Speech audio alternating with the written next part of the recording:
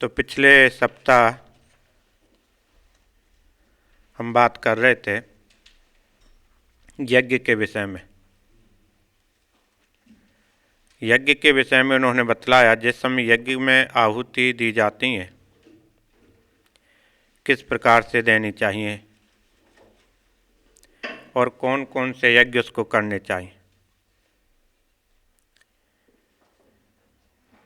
यदि व्यक्ति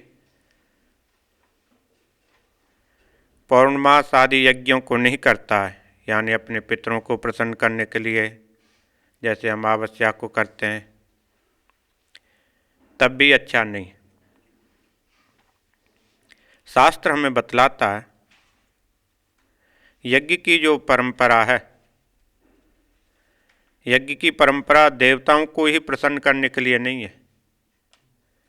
हमारे जो गए हुए पूर्वज हैं, पितर हैं, उनकी आत्मा की शांति के लिए भी होते हैं। दूसरा उन्होंने बतलाया अतिथि की सेवा करनी चाहिए, घर में आए हुए मेहमान का आदर सम्मान करना चाहिए। इस प्रकार यज्ञों का वर्णन पिछले हफ्ते उन्होंने बतलाया था। दूसरा बतलाया जिस समय यज्ञ में आहुति दी जाती है, शांत जो अग्नि होती है उसमें आहुति नहीं देनी चाहिए।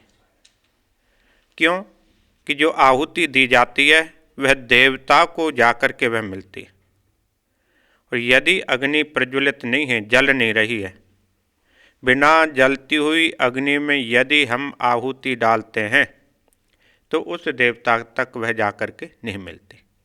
इसलिए जलती हुई अग्नि के अंदर ही आहुति डालनी चाहिए।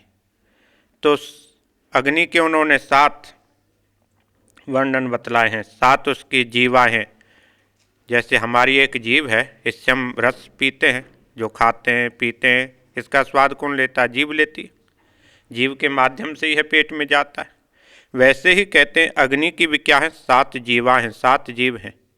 उनके माध्यम से हमारे द्वारा दी हुई आहुति उन देवताओं को जाकर के मिलती है। वह 7 कौन कौन सी हैं उसको बतलाते हैं। काली, कराली, च मनोजवा च सुलोहिताया च सुधूम्रवर्णः स्फुलिंगनी विश्वरुचि च देवी लेलायमाना इति सप्तजीवः। 7 कौन कौन सी उनका बतला रहे। काली, कराली माने जो अग्नि क्या है? काली है। काली का मतलब विशाल उसका स्वरूप है, विशाल स्वरूप होना चाहिए। और कराली बड़ी तीव्र है, तेज है। मनोजवाचः जिस प्रकार हमारा मन चंचल होता है, हम यहाँ पर बैठे हुए लाखों मील दूर की जो वस्तु है वहाँ पर हमारा मन पहुँच जाता है और जान जाता है, वैसे ही कहते हैं मनोजवा। मन के समान तीव्र गति है उसके। मन के समान तीव्र गति कैसे? जैसे ही हमने आहुति डाली और उसने उस देवता को पहुँचा दी। मनोजवा उसकी तीव्र गति। यदि तेज गति नहीं होगी अग्नि की तो उस देवता को दी हुई आहुति प्राप्त नहीं हो सकती। इसलिए कहते हैं काली, कराली, मनोजवाच सुलोहिता। बिल्कुल उसका वर्णन कैसा? लाल है। सुलोहिता अधिक लाल उसका रंग है। या च सुधूम्र वर्ण, सुधूम्र वर्ण वाली, उसमें से जो धुआं भी निकलता है वह भी कैसा है? अच्छा है, सुगंधि से युक्त है। सुगंधि से युक्त प्रज्वलित होकर के जो अग्नि में से धुआं निकल रहा है वह भी क्या है? लाभदायक होता है। क्योंकि इसीलिए कहते हैं कि जिस समय यज्ञ में आहुति दी जाती हैं उससे क्या होता है? वातावरण, लोग कहते हैं ना, शुद्ध होता है। क्यों शुद्ध होता है? कि उसमें से अग्नि में से निकली हुई जो ज्वाला है वह उसको चारों तरफ फैला देती है।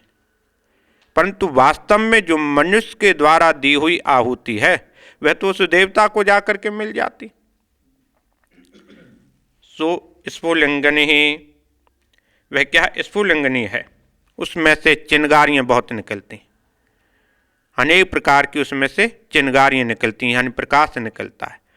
अनेक प्रकार के उसमें से पुण्य निकलते हैं। एक ही पुण्य नहीं, अनेक प्रकार के पुण्य निकलते हैं, अनेक प्रकार के फल मिलते हैं। जीव जो चाहता है वही फल उसको मिलेगा, उसके साथ और भी फल उसको मिल जाते हैं। जो स्फुलिंगनी उसमें से अनेक प्रकार के वह पतंगों के समान वह निकलते हैं, इसलिए अधिक फल उससे प्राप्त हो जाए। विश्वरुचि, विश्व को सुंदर लगने वाली, समस्त संसार को सुंदर लगने वाली इस प्रकार की अग्नि। लेलाह्यमान, लेलाह्यमान जैसे लपकती ना लार, लार कब लपकती है? कोई मन को जो चीज वस्तु प्रिय है और वह खाने की वस्तु आपके सामने पड़ी हुई हो तो क्या होता है? जीवा लालायत हो जाती।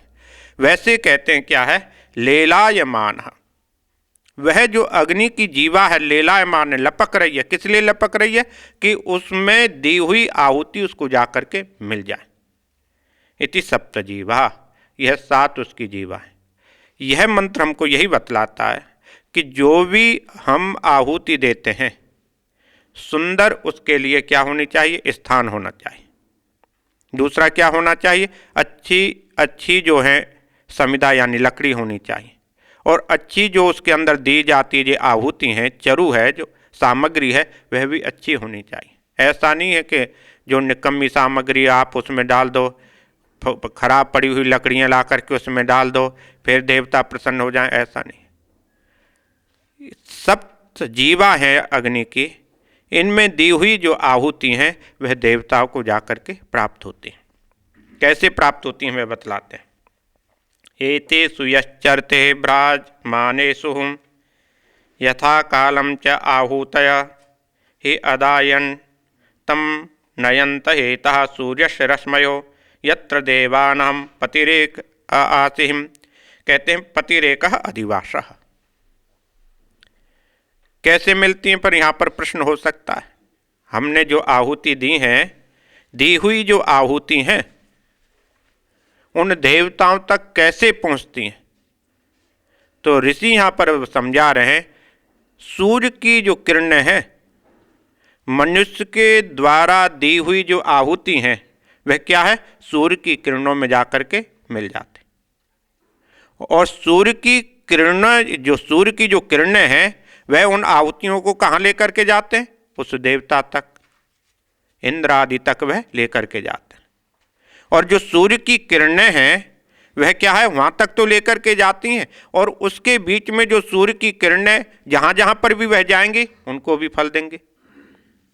इसीलिए तो गीता में भगवान ने कहा यज्ञ कर्म समुद्भव, उस यज्ञ से करने वाले को तो लाभ होगा ही होगा, परंतु जो दूसरे लोग हैं उनको भी लाभ होता है। यदि हम यहाँ पर प्रकाश कर रहे हैं, हम पढ़ने के लिए प्रकाश कर रहे हैं, दूसरा आकर के बैठ जाए ना पढ़ना चाहे उसको भी प्रकाश मिलेगा। क्यों मिलेगा? क्योंकि यहाँ पर आकर के वह बैठा हुआ। सूर्य की किरणें जिन आहुतियों को लेकर के जाती हैं और वह किरणें बन जाती हैं, वह किरणें उस देवता तक भी पहुँचाती हैं, और जहाँ जहाँ पर वह किरणें जाती हैं, जहाँ जहाँ उसकी छाया पड़ती है, उन लोगों को भी सुख का अनुभव होता है। जैसे वर्षा होती है, वर्षा होने से क्या है? वृक्ष को भी लाभ मिलता है, नदियों को भी लाभ मिलता है, समुद्र को भी लाभ मिलता है, और पृथ्वी को भी लाभ मिलता है। एक के लिए तो नहीं है, वह सभी के लिए होती। तो एतेषु यश्चरते भ्राजनेषु, कहते हैं यह च जो कोई भी, वेद क्या कहता है? यह च जो कोई भी आहुति डालता है, यज्ञ करता है, कोई भी हो।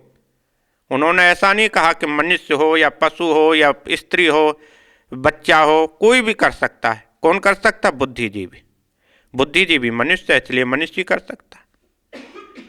बुद्धिजीवी मनुष्य होने के कारण क्या है? वही आहुतियाँ दे सकता। दूसरे का भला, दूसरे का उपकार करने की जो क्षमता है वह किसके अंदर है? मनुष्य के अंदर है, पक्षी के अंदर तो नहीं है, क्योंकि उसके पास बुद्धि है। इसलिए कहते हैं यह चाहे जो कोई भी यज्ञ को करता है, एतेषु ब्राजमानेषु, एतेषु मन इन जलती हुई, ब्राजमानेषु बहुत प्रकार से सुंदर, जो सुंदर देदीप्यमान है, प्रकाश कर रही हैं, इस प्रकार की जो ज्वालाएं यज्ञ कुंड से जो निकल रही हैं। कैसी ज्वाला निकलनी चाहिए? देदीप्यमान, अच्छी प्रकार से जलती हुई अग्नि होनी चाहिए, देदीप्यमान होनी चाहिए। देदीप्यमान क्या होता, कहते हैं ना, बहुत सुंदर कोई हो, उसका मुंह लाल हो, अच्छा चमकता हुआ, कहते हैं ना, बड़ा दिव्य पुरुष है। जिसकी सुंदरता को देख करके आप भी मुग्ध हो जाए, जिसको देख करके व्यक्ति का मन प्रसन्न हो जाए, वह क्या है, देदीप्यमान। अग्नि कैसी होनी चाहिए, देदीप्यमान होनी चाहिए, सुंदर होनी चाहिए। सुंदर कब होगी, अच्छी आप उसमें यदि समिधा लकड़ी डालेंगे, गंदी लकड़ी हम उसमें डाल दें तो सुंदर थोड़े होगे। इसलिए देदीप्यमान, जो कोई भी उस यज्ञ को करता है और यज्ञ को करने वाला व्यक्ति इन देदीप्यमान अग्नि के अंदर यथा कालम, एक और उन्होंने क्या बताया, यथा कालम चरिते, यथा कालम ठीक समय पर होना चाहिए। प्रत्येक यज्ञ का जो अनुष्ठान है उसका नियम है, उस नियम के अनुसार होना चाहिए। भगवान श्री कृष्ण गीता में क्या कहते हैं, बिना नियम के किया हुआ जो यज्ञ है वह तामसी यज्ञ होता है। बिना नियम के किया हुआ जो यज्ञ है वह तामसी होता है। इसलिए ठीक समय पर जो होगा वह इस प्रकार का यज्ञ होना चाहिए, यथा कालम, ठीक समय पर होना चाहिए। उसके लिए शुभ मुहूर्त होना चाहिए, शुभ काल होना चाहिए, अच्छा समय होना चाहिए। शुभ कर्म को करने के लिए सभी चीजें शुभ होनी चाहिए।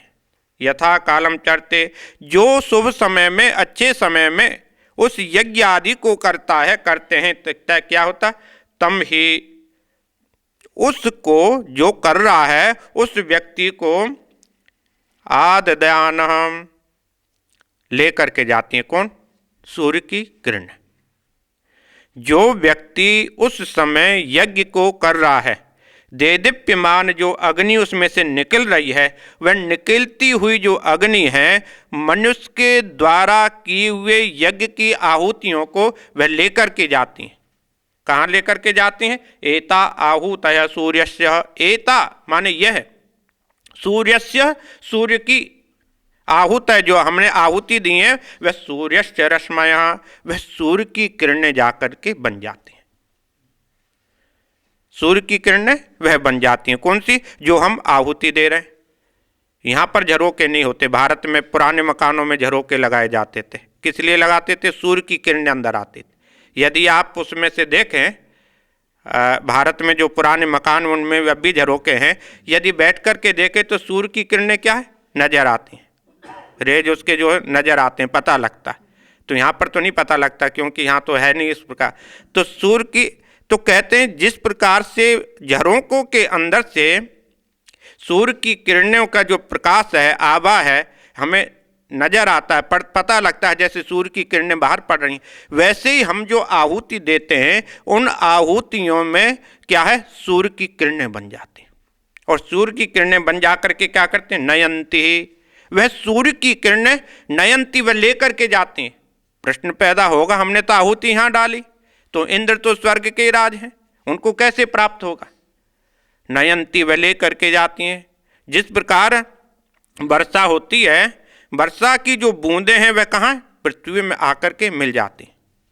पृथ्वी में जब मिल जाती हैं तो अपने आप ही जड़ों तक, वह वृक्ष में आप ऊपर भी पानी डालो, वृक्ष की जड़ों में अपने आप पहुंच जाते। वैसे कहते हैं हम जो आहुति दे रहे हैं उन आहुतियों को सूर्य की किरणें बन करके नयंती वह ले करके जाती हैं। कहाँ, जो स्वर्ग का अधिपति इंद्र है उसको जाकर के वे देते हैं। अधिवासः पति एक, कौन है पति एक, स्वर्ग का पति एक कौन है, इंद्र। इंद्र को जाकर के वह आहुतियाँ दे देते हैं। मतलब इस व्यक्ति ने यह जो यज्ञ में आहुति दी हैं यह इसकी आहुति है। यदि आज हम डाल रहे हैं किसी भी आहुति को, वह हमारी रिजर्व में पड़ी हुई है, उनको कोई छेड़ेगा नहीं। चाहे हम 50 वर्ष बाद जाएं, चाहे कल चले जाएं, 100 वर्ष के बाद जाएं, हमारे को कोई छेड़ने वाला नहीं है। क्यों, क्योंकि सूर्य की किरणों ने जाकर के वहाँ पर अधिपति एक जाकर के उसको दे दिया। क्या कैसे कहा, यह उसके द्वारा दी हुई आहुति है। वह तो ऐसे समझो जैसे फिक्स डिपॉजिट आपका रिजर्व में पड़ा हुआ है, ऐसे इसको कोई छेड़ने वाला नहीं है। क्योंकि मंत्र में कहता है देवानाम पतिरेकः, देवताओं का जो एक पति इंद्र है उसको जाकर के वह दी हुई है, दूसरे को जाकर के नहीं देते। क्योंकि तुम इसको संभालो, उसने आहुति दी है, उनको आकर के वह दे देते। ये ही जब उनको जाकर के आहुति मिल गई और हम इस संसार को छोड़ करके गए तो फिर क्या होगा? फिर अगले मंत्र में बतलाते हैं, एहि एहेति तम आहूतय सूर्यवर्चसः सुवर्चसः सूर्यस्य रश्मिभिः यश यजमानं वहन्ति प्रियां वाचम अभिवदन्ति अर्चयन्तः एष पुण्य सुकृतो ब्रह्मलोक। कहते हैं जो आहुति दे रहे हैं वह तो जाकर के वहाँ हैं, फिर भी जब व्यक्ति इस संसार को छोड़ करके जाता है तो उसका स्वागत होता है, अभिनंदन होता है, तुम आए हो आओ। और एक बार नहीं, हाथ जोड़ करके, जैसे हमारे कोई बहुत बड़ा व्यक्ति आए हम खड़े होकर के सम्मान करते हैं, दिल से सम्मान करते हैं। कब दिल से सम्मान करते हैं? जब हमको वह अच्छा लगता है, और यदि अच्छा नहीं लगेगा तो दिल से सम्मान नहीं करेंगे। इसलिए इंद्र के वहाँ पर जब जाते हैं, स्वर्ग में जाते हैं, तो स्वर्ग के अधिपति इंद्र भी उस व्यक्ति का सम्मान करते हैं खड़े होकर के, क्या आओ आकर के बैठो। क्यों? तुम्हारे द्वारा दी हुई जो आहुति है वह मेरे पास में किसी की धरोहर है। यदि आप मुझे कोई धरोहर, कोई वस्तु दे करके जाएं और मुझे बोले आकर के 2 या 4 5 दिन के बाद मैं आकर के ले लूँगा, तो मैं आपसे यही कहूँगा आपकी वस्तु मेरे पास पड़ी है, लीजिए। तो इसलिए यहाँ पर कहते हैं एहि एहेति तम आहूतः सुवर्चसः सुवर्चसः, जो आपने जलती हुई अग्नि में आहुति डाली थी, दे दीप्यमान थी, प्रकाशवान थी। आहूतः एहि एहि, वह जो आहुतियाँ डाली थीं वह आहुतियाँ क्या है? आपको सम्मान करने के लिए पुकारती हैं। वह जैसे हम वन में जाकर के बैठ जाएं, शांत हो बिल्कुल वातावरण, और वहाँ पर चलता हुआ पानी का, नदी का प्रवाह हो और सुंदर सुंदर हवा चल रही हो, तो कानों में से एक आवाज़ आती है, आवाज़ गूंजती है, और वह जो गूंजती हुई जो आवाज़ है बहुत शांत लगती है, आनंद देती है। जिस प्रकार से वह आवाज़ हमारे कानों में पड़ती है और हमको सुख मिलता है, हृदय को सुख मिलता है, मन को शांति मिलती है, बुद्धि को आनंद मिलता है, वैसे ही कहते हैं जब हम जाते हैं तो हमारे द्वारा दी हुई जो आहुतियाँ हैं वह खड़े होकर के हमारा स्वागत करती हैं। क्यों? वह कहती हैं आपने मुझे उस समय स्मरण किया था, दिया था, आज मैं तुम्हारा स्वागत कर रही हूं। आप ऐसे समझो आपने अपने पैसे बैंक में जमा करा दिए, जब लेने जाओगे तो आपका स्वागत ही करेंगे ना, है तो इसलिए करेंगे, नहीं है तो तब तो कोई करेगा। है तो आपका वह स्वागत ही है, आप अपनी इच्छा से ले सकते हैं, क्योंकि आपका कभी भी आपका पड़ा हुआ है, इसलिए आपका स्वागत है। वहां भी कहते हैं आहुतियाँ आपका स्वागत कर रही हैं, यही यही आहुतय, वही आहुतियाँ स्वागत करती हुई कहते हैं यही यही, आइए आइए, बहुत अच्छा हुआ आप आ गए। एषः वह सुकृतः, एषः माने यह, वह माने तुम्हारे द्वारा उस समय जो आहुतियाँ तुमने डाली थी वह उस समय तुम्हारे द्वारा हुआ सुकृतः, शुभ कर्म जो हैं, अच्छे कर्म जो हैं उस समय किए जो हैं, उसका यह पुण्य है, पुण्य चरित्र है। उस समय दी हुई तुम्हारे द्वारा जो आहुतियाँ हैं वह आज खड़े होकर के स्वागत कर रही हैं और याद करा रही हैं, हम तुम्हारा वैसे स्वागत नहीं कर रहे, सुकृतस्य पुण्य, तुम्हारे द्वारा किया हुआ पुण्य ही हम तुम्हारे सामने आकर के खड़े हैं। साधारण गांव के लोग भी कहते हैं यदि कोई बहुत बड़ी दुर्घटना हो जाए और वह बच जाए दुर्घटना से तो क्या कहते हैं, इसका कोई पुण्य काम आ गया, यही कहते हैं ना। साधारण व्यक्ति भी इस जो वेद जो मंत्र बतला रहा है वह गांव का साधारण व्यक्ति भी इस बात को जानता है। तो इस सुकृतस्य पुण्य, तुम्हारे द्वारा किए हुआ जो पुण्य है वह क्या है, तुम्हारे सामने आकर के खड़ा हुआ। ब्रह्मलोक कहते, ब्रह्मलोक क्या है, यह स्वर्गलोक की यहां पर बात हो रही, क्योंकि यज्ञ के द्वारा जो कामना से युक्त होकर के यज्ञ किया जाता है वह तो कह रहा है शास्त्र स्वर्ग तक ही है, और उसके बाद ब्रह्मलोक क्या है, मुक्ति के लिए। तो यज्ञ आदि कर्म वहां तो सब छूट जाते हैं। यज्ञ आदि कर्म कब छूटते हैं, जब कामनाओं से हम रहित हो जाते हैं, इच्छाओं से रहित हो जाते हैं। भगवान श्री कृष्ण गीता में यही तो कहते थे, हे अर्जुन, जब तक व्यक्ति की कामनाएं, वासनाएं, इच्छाएं चलती रहेंगी, तब तक क्या है, किसी फल के लिए वह यज्ञ करता रहे। जब उसकी कामनाएं वासनाएं समाप्त हो जाएंगी तब वह यज्ञ आदि नहीं करेगा, वह शरीर से कुछ नहीं करेगा, मन के द्वारा परब्रह्म परमेश्वर का वह चिंतन करेगा। क्यों? उसके साथ वह लग जाए। हम कब तक करते हैं? जब तक हम किसी भी काम को कब तक करते हैं? जब तक हमको सफलता नहीं मिलती।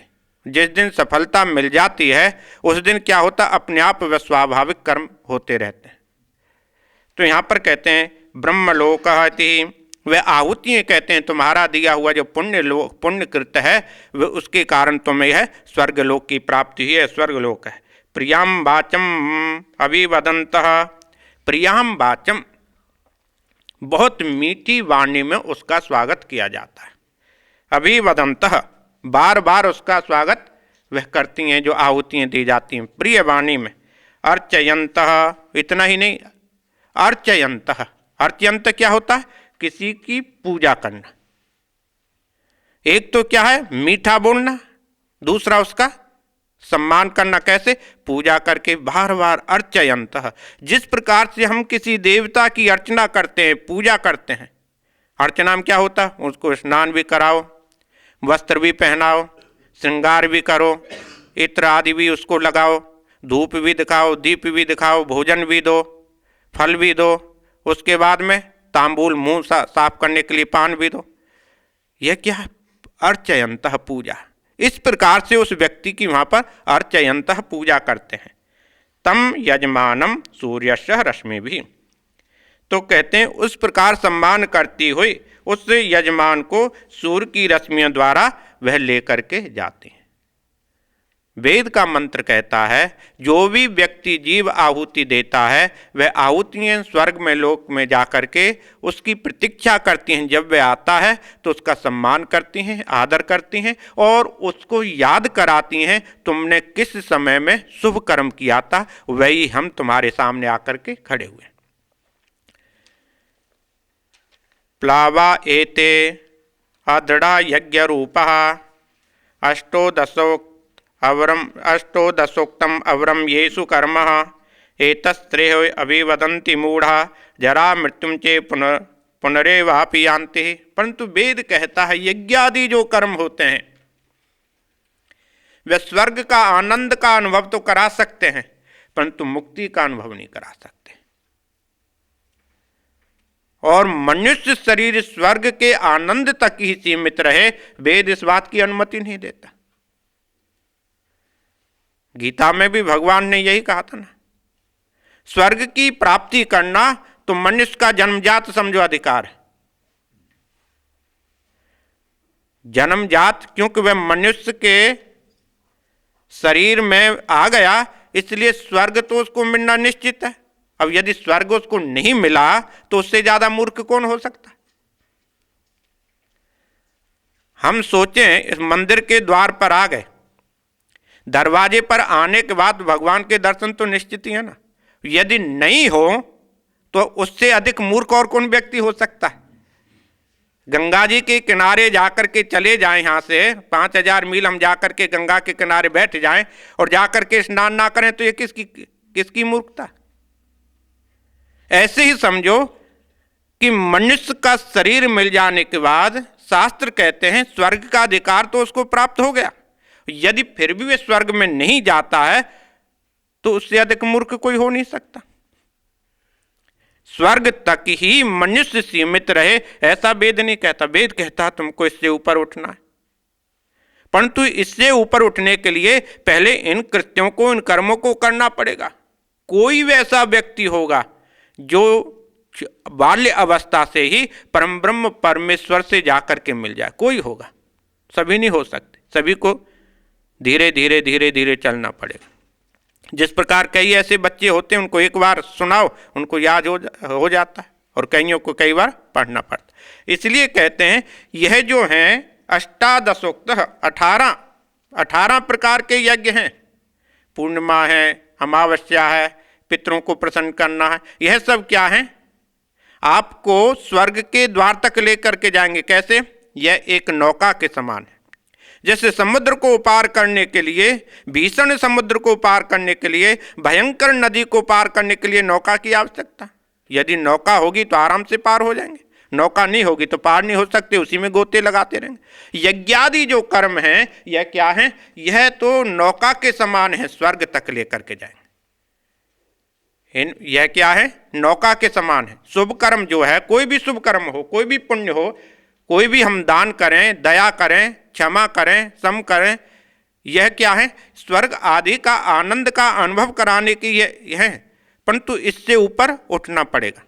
यदि यहीं तक मनुष्य सीमित रहेगा तो मनुष्य की मनुष्यता नहीं रहे। तो इसलिए कहते हैं प्लावा हेते अदृढ़ा यज्ञ रूपा। यहां पर कहते हैं ऋषि ही एते, निश्चय ही, इसमें कोई संदेह नहीं है कि यज्ञ आपको स्वर्ग तक नहीं लेकर के जाते। वेद कहता है यह तो निश्चित है, ही एते, यह तो निश्चित है, यज्ञ रूपा अष्टादश प्लावा। जो यज्ञ के जो यह रूप मैंने तुमको बतलाए हैं, यह तो क्या है? अष्टादश माने 18, प्लावा क्या? नौका है। परंतु क्या? अदृढ़ा, ये अस्थिर है, स्थिर नहीं है। स्थिर किसके लिए नहीं है? उस ब्रह्म की प्राप्ति के लिए। स्वर्ग तक तो लेकर के जा सकते हैं, परंतु स्वर्ग से ऊपर यदि जाना चाहे तब यह लेकर के नहीं जा सकते। वहां जाने के लिए यह विवश है। क्यों विवश है? क्योंकि यज्ञ जो है कामना को लेकर के किया गया। इसलिए कहते हैं यज्ञ रूपा अष्टादश प्लावा अदृढ़। ये अदृढ़ है, निश्चित नहीं है। जैसे कांपता हुआ कोई व्यक्ति, कांपने वाली कोई वस्तु हो, वह स्थिर नहीं रहती, ऐसे ही कहते अदृढ़ है, यह स्थिर नहीं है। क्यों? हम ऐसा नहीं कह सकते यज्ञ से आपको मुक्ति ही मिल जाएगी, ऐसा नहीं कहा जा। हाँ, स्वर्ग का आनंद का अनुभव कर सकते हैं, परंतु स्वर्ग के आनंद के अनुभव में भी कठोपनिषद में यही कहा ना, वह क्षणिक होता है, थोड़ी देर के लिए होता है। कब तक है? जब तक आपका पुण्य। तो कहते हैं हे अदृढ़ा यज्ञ रूपा येषु अवरम कर्म, इनमें जो नीची, अवरम माने नीची, जो नीची श्रेणी के होते हैं, जो नीचे के किए हुए बुरे कर्म जो होते हैं, अवरम कर्म, जो नीचे के किए हुए जो कर्म हैं, उक्तम बताए गए। क्या है? क्यों? कामना से युक्त होकर के यज्ञ किए जाते हैं। कामना से युक्त होकर के यज्ञ जो किया जाता है वह क्या? अवरम कर्म, वह नीचा कर्म है। क्यों नीचा कर्म है? वेद कहता है क्योंकि मनुष्य की जो इच्छा है वह पूरी नहीं हो रही। भगवान श्री कृष्ण गीता में क्या कहते हैं? इंद्रियों को अपने वश में करो। कैसे वश में करो? जैसे कुर्म, कछुआ जैसे अपनी इंद्रियों को अंदर समेट लेता है, इस प्रकार से समेटो। भगवान श्री कृष्ण गीता में यही कहते हैं ना। परंतु यह जो हम यज्ञ आदि जो कर्म कर रहे हैं वह क्या है? हमारी वासनाओं को और बढ़ाते हैं, इच्छाओं को और बढ़ाते हैं। मुझे स्वर्ग तक का राज चाहिए, मुझे इंद्र का राज्य चाहिए, यह क्या है? हमारी कामनाओं को बढ़ाते हैं। हमको वह अधिकार तो मिल सकता है, हम वहां तक तो पहुंच सकते हैं, परंतु हमारी कामनाएं वहां समाप्त नहीं हो सकती, इच्छाएं समाप्त नहीं हो सकती। क्यों? कि जब जिस समय पुण्य समाप्त होगा फिर हमको आना पड़ेगा, जब नीचे आएंगे फिर हमारी कामनाएं बढ़ती जाएंगी। इसलिए क्या है, ऋषि यहां पर कहते हैं येषु अवरम कर्म। अरे यह जो कर्म है यह उत्तम कर्म नहीं है, अच्छे कर्म नहीं है, नीच कर्म है। क्योंकि नीचे की योनियों को फिर यह लेकर के आ जाते हैं। अरे फिर मनुष्य आकर के बनना पड़ेगा, हो सकता है पशु भी बनना पड़ जाए, पक्षी आदि भी बनना पड़ जाए। तो ऐसा ये मूढ़ा, मूढ़ा कौन होता? जो मूर्ख होता। मूर्ख कौन होता? पता तो है उसे, परंतु पता होती हुए भी उस कर्म को नहीं करता, वह मूढ़ा। उसको यह पता तो है कि जिस कर्म को मैं कर रहा हूं इसका परिणाम क्या है, परंतु पता होने के बाद भी उस कर्म को वह कर रहा है। इसलिए शास्त्र कहते हैं ये मूढ़ा एततः, ये जो मूर्ख लोग हैं, अज्ञानी हैं, बुद्धि से जो हीन हैं, श्रेय अभिनदन्ति, कल्याणकारी जो मार्ग है उसको छोड़ करके क्या है? अभिनंदन्ति, दूसरे कर्म की प्रशंसा करते हैं। दूसरे कर्म क्या है? अरे स्वर्ग में ही तुम जाओ। अरे स्वर्ग में तो तुमको जाना ही है। तुलसीदास जी ने रामायण में बहुत ही सुंदर शब्दों में लिखा है, मनुष्य शरीर प्राप्त कर लेना, स्वर्ग के दरवाजे पर पहुंच जाना है। तुलसीदास जी ने रामायण में यही लिखा ना, मनुष्य शरीर मिल गया तो समझो स्वर्ग के हम द्वार पर पहुंच गए। शुभ कर्म थोड़ा भी करेंगे उस द्वार से स्वर्ग के अंदर चले जाएंगे, और पाप कर्म करेंगे तो उससे नीचे गिर जाएंगे। मनुष्य शरीर मिल जाने के बाद स्वर्ग का दरवाजा तो हमारे लिए खुल गया है। अब उस दरवाजे से हम अंदर जाते हैं या बाहर गिरते हैं, यह तो हमारे ऊपर है। तो शास्त्र कहता है, वेद कहता है, मूढ़ा जो मूर्ख जो लोग हैं वह स्वर्ग के ही गुण गाते रहेंगे। वह कैसे गुण गाते रहेंगे? जैसे हॉलीडे जाते हैं ना, एक जगह गए आप उसी को गाते रहोगे कब तक, जब तक दूसरी जगह नहीं जाओगे। ऐसा ही होता ना। क्यों? हम दूसरी जगह जाएंगे तो पुरानी जगह को भूल जाएंगे, और जब तक पुरानी दूसरी जगह पर नहीं जाते वही हमारे लिए अच्छी है। ऐसा ही तो ऐसा ही कहते हैं, उनको मुक्ति का अनुभव नहीं, मुक्ति का क्या आनंद है उनको पता ही नहीं, इसलिए वह मूढ़ा स्वर्ग के ही गुणों को गाते जा रहे हैं, और दूसरों को भी कहेंगे इससे बढ़कर के कोई चीज नहीं है, तुम यही कर्म करो। एतः ये मूढ़ा मूर्खा श्रेय अभिनंति, उसी की बारंबार वह प्रशंसा करते रहते हैं स्वर्ग की ही। ते पुनरपि, वह क्या कहते, प्रशंसा करने से क्या होगा? ते पुनः अपि एव, वह यह नहीं जानते कि ते माने वे लोग भी, पुनः माने द्वारा, क्या होगा? एव जरा मृत्युम यान्ति, बार बार वह जरा और मृत्यु, जरा क्या? बुढ़ापा, और मृत्यु को प्राप्त होंगे। संसार में दो ही वस्तु से व्यक्ति डरता है, एक वृद्धावस्था से और मृत्यु से, और किसी से इतना भयभीत नहीं होता।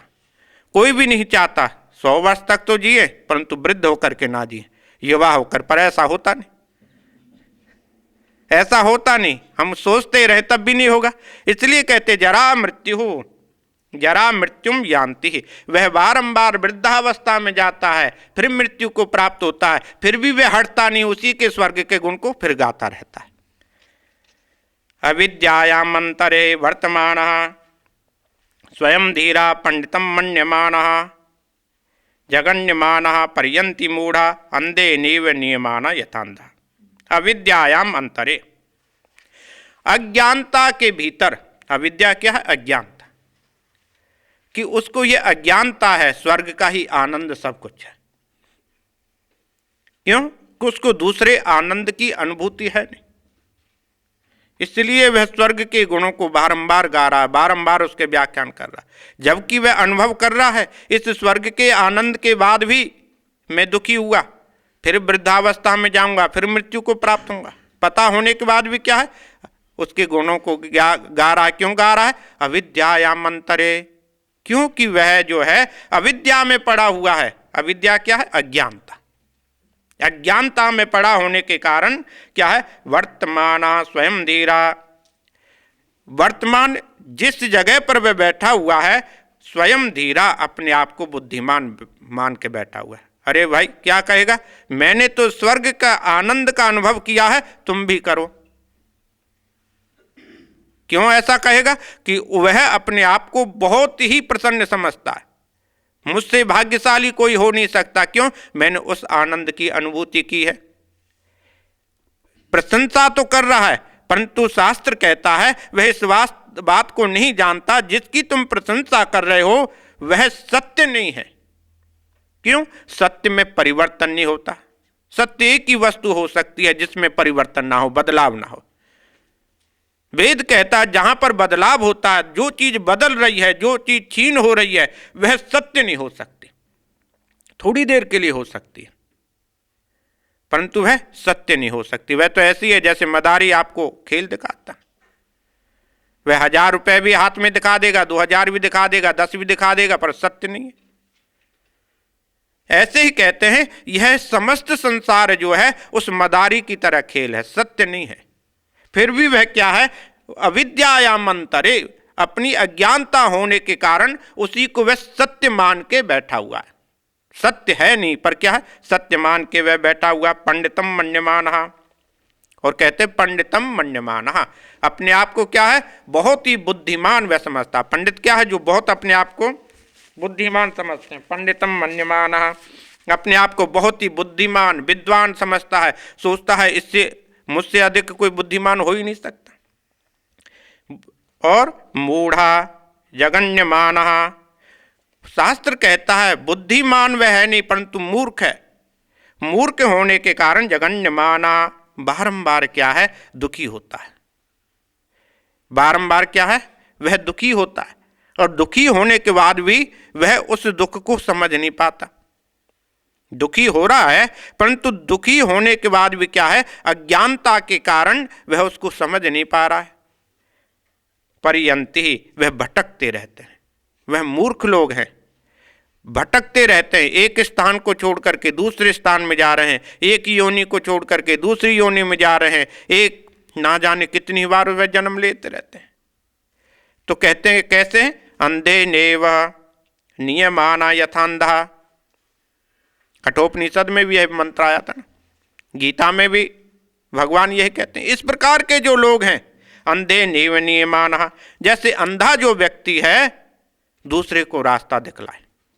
अंधे व्यक्ति को कहो मुझे पकड़ करके अंधे को लेकर के जाए, वह कहाँ लेकर के जाएगा, स्वयं भी गिरेगा और दूसरे को भी गिराएगा। अंधे नियमाना यथांधा, कहते हैं जिस प्रकार अंधा व्यक्ति दूसरे अंधे व्यक्ति को लेकर के जाता है, रास्ता दिखलाता है, और दोनों ही जाकर के बाद में उस गड्ढे में जाकर के गिर जाते हैं, वैसे ही कहते हैं इस प्रकार के जो व्यक्ति हैं, स्वर्ग के आनंद को ही सब कुछ मानने वाला जो व्यक्ति है और अपने आप को जो विद्वान मानता है, बुद्धिमान मानता है, समझदार मानता है, वह क्या है, जिसको समझा रहा है उसको भी नरक में गिराता है और स्वयं भी नरक में जाकर के वह गिरता है।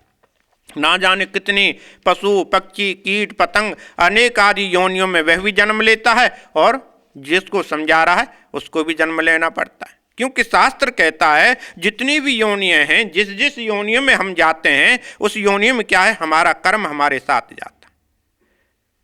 हमने केनोपनिषद में पढ़ा था ना, उन्होंने ऋषि ने एक ही बात पूछी थी, आत्मा जाती है तो क्या लेकर के जाती है? तो ऋषि ने कहा बस जिस प्रकार से हवा अपने साथ सुगंध और दुर्गंध लेके जाती है।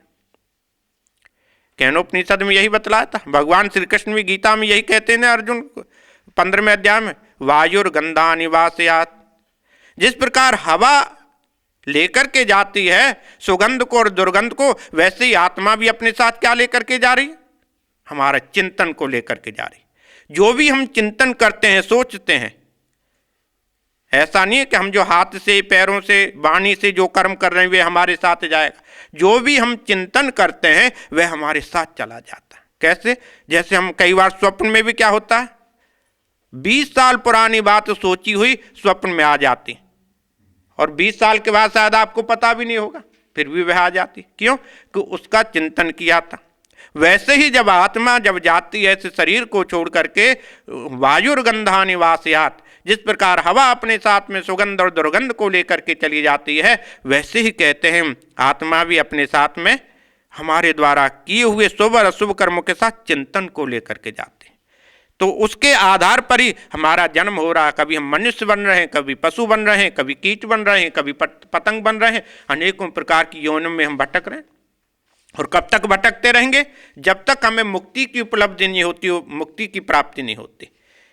अविद्यायां बहुधा वर्तमाना वयं कृतार्था इति अभिमन्यन्ति बालः यत् कर्मणो न प्रवेदयन्ति रागा तेन आत्वरा चीन लोकाः चन्ते।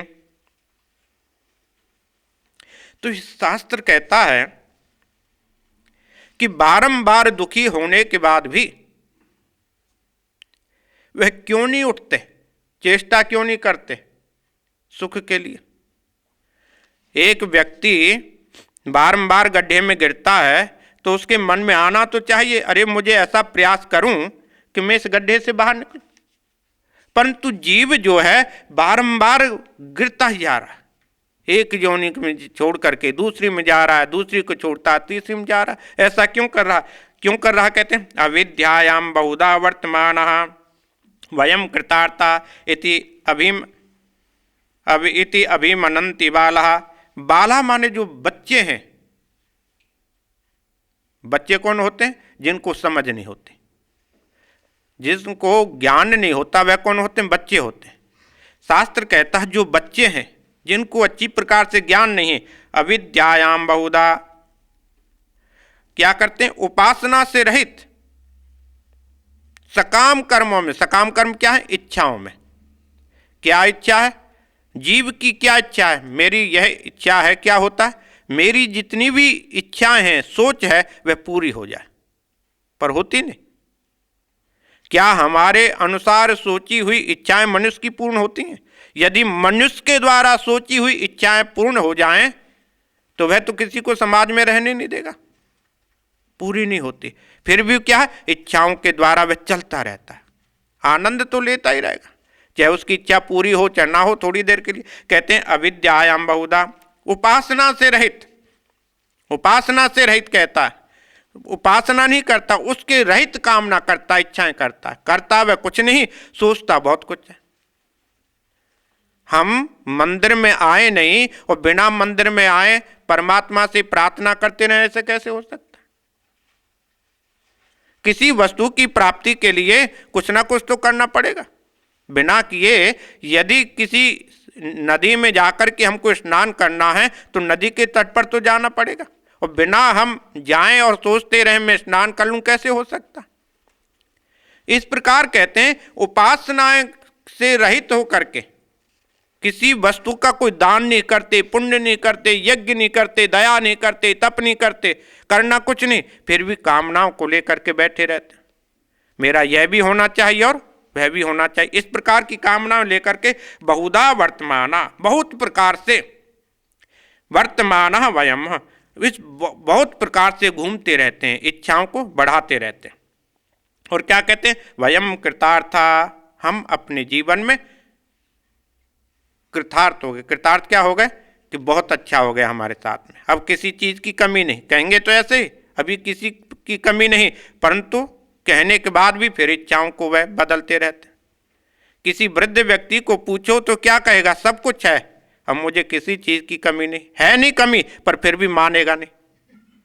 मानेगा तो है नहीं, क्यों कमी नहीं है, कहेगा जरूर, परंतु मानने के लिए वह तैयार नहीं होगा। वह क्या है? मूढ़ा। इस प्रकार के जो व्यक्ति हैं मूढ़ हैं, अज्ञानी हैं, उनको पता नहीं है, वह बोलते जा रहे हैं, वह क्या बोल रहे हैं उनको स्वयं नहीं पता। तो इति अभिवदंती, क्या कि इस प्रकार की जो सोच वाले जो व्यक्ति हैं, कहते अभिमान पूर्वक कहते हैं, स्वाभाविक नहीं कहते।